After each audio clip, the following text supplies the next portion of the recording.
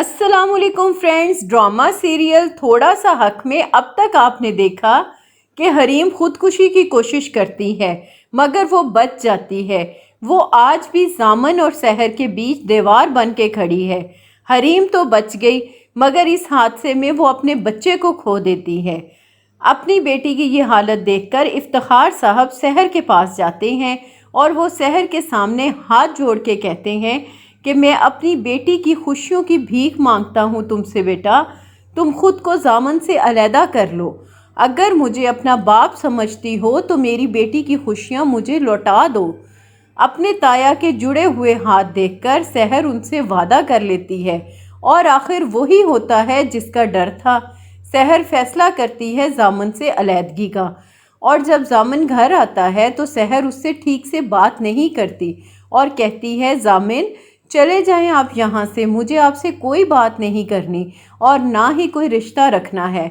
वो ये कहकर अपने कमरे में चली जाती है और वहाँ जामिन हैरान और परेशान है कि क्या हुआ है सहर को। फिर वो अपने ताया के घर चला जाता है। आखिर वही तो उसका ठिकाना होता है क्योंकि सहर तो उससे कोई रिश्ता रखना ही नहीं चाहती और वो सोच सोच के पागल हुआ जाता है कि सहर किसके कहने पे ये सब कर रही है। इधर हरीम जामिन को अपने घर में देखकर पूछती है कि क्या तुम अपना और मेरा रिलेशनशिप दोबारा शुरू करना चाहते हो। तो जामिन उसे कहता है मैं तुम्हारे किसी भी सवाल का जवाब नहीं देना चाहता।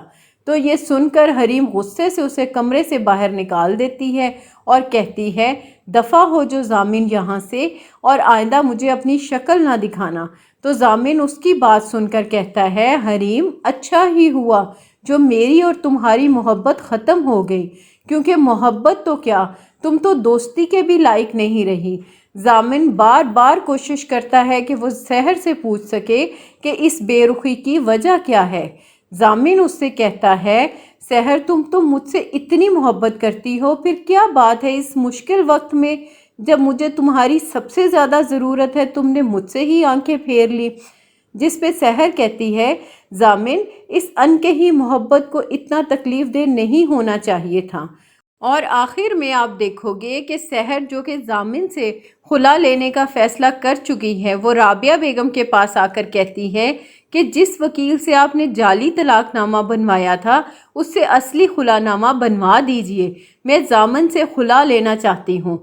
राबिया बेगम जब सहर की बात सुनती हैं तो उनका तो खुशी का ठिकाना ही नहीं रहता, लेकिन दूसरी तरफ इफ्तिखार ताया बेबसी से उसे देख रहे हैं कि मैंने इसे कितना मजबूर कर दिया है। इतनी देर में जामिन भी वहां आ जाता है और सहर की बात सुनकर हैरान रह जाता है कि कैसे सहर इतना बड़ा फैसला अकेले कर सकती है।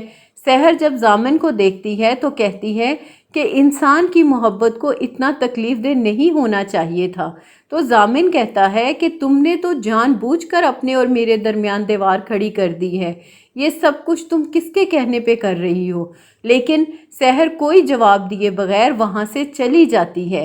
राबिया बेगम तो बहुत खुश हो रही होती हैं, लेकिन कुदरत शायद उनको अलहदा नहीं करना चाहती। पहले भी राबिया ताई की कोशिशें नाकाम रहीं और वो सहर और जामिन को अलहदा ना कर सकी, और अब तो सहर जामिन के बच्चे की माँ बनने वाली है।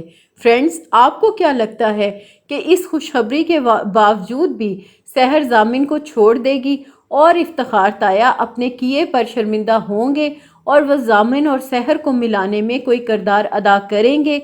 आप भी अपनी राय का इजहार कमेंट करके ज़रूर कीजिएगा।